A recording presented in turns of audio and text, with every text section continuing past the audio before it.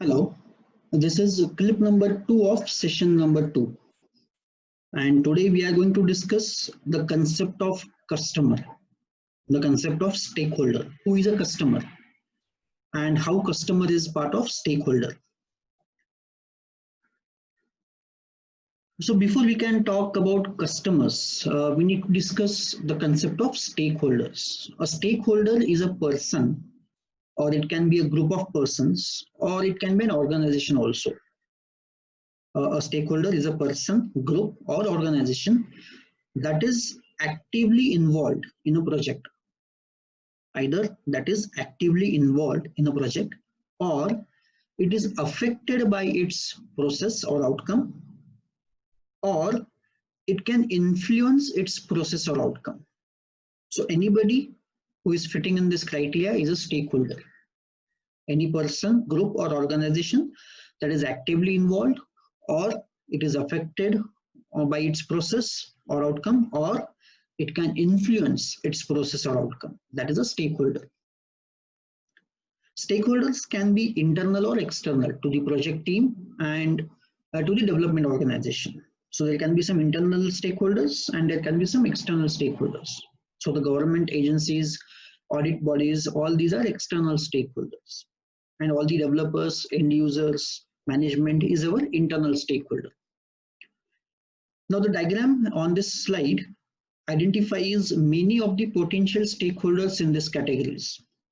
Though not all of these will apply to every project or situation, but this is a kind of superset of all the stakeholders. Now stakeholder analysis is an important part of requirements development. Always create a list of potential stakeholders for every project. This will make sure that you understand all of the project's requirements and constraints so your team can deliver the right solution. So now here are few important statements about the concept of a customer. Customers are a subset of stakeholders. It is a type of stakeholder. A customer is an individual or organization that derives either direct or indirect benefit from the product. Software customers could request, or they can pay for, or they can select, specify, use, or receive the output generated by the software product. So this is about customer. Some stakeholders are not customers, such as legal staff, compliance auditors, suppliers, contractors, venture capitalists. All these stakeholders are not the customers. You remember John, the manager we met earlier? He represents an executive sponsor who is paying for the project. So customers like John provide the business requirements which establish the guiding framework for the project and the business rationale for the launching of that project. All other product requirements need to align with achieving those desired business outcomes. So this is about customer. Now second is user. User requirements should come from people who will actually use the product, either directly or indirectly. So these users, often called as end users, are subset of customer. So you can now understand stakeholder is a superset, customer is a type of stakeholder, and user is a type of customer. So customer is user is subset of customer. Now direct users will operate the products hands-on. That's why they are called as direct users. They are actual users. They are going to use that software. They are going to use that solution.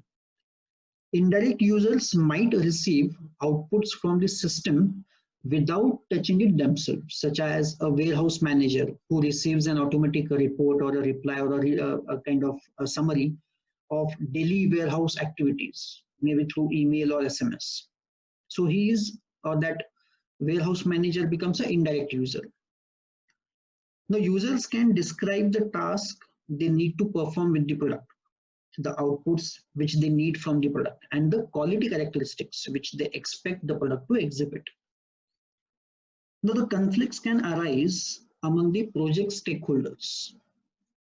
Business requirements sometimes reflect organizational strategies or budgetary constraints that are not apparent to the users.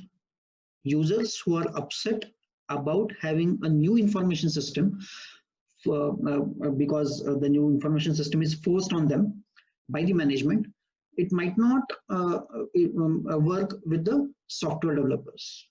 Such people are sometimes called as losers group because they don't want the new solution to be in place.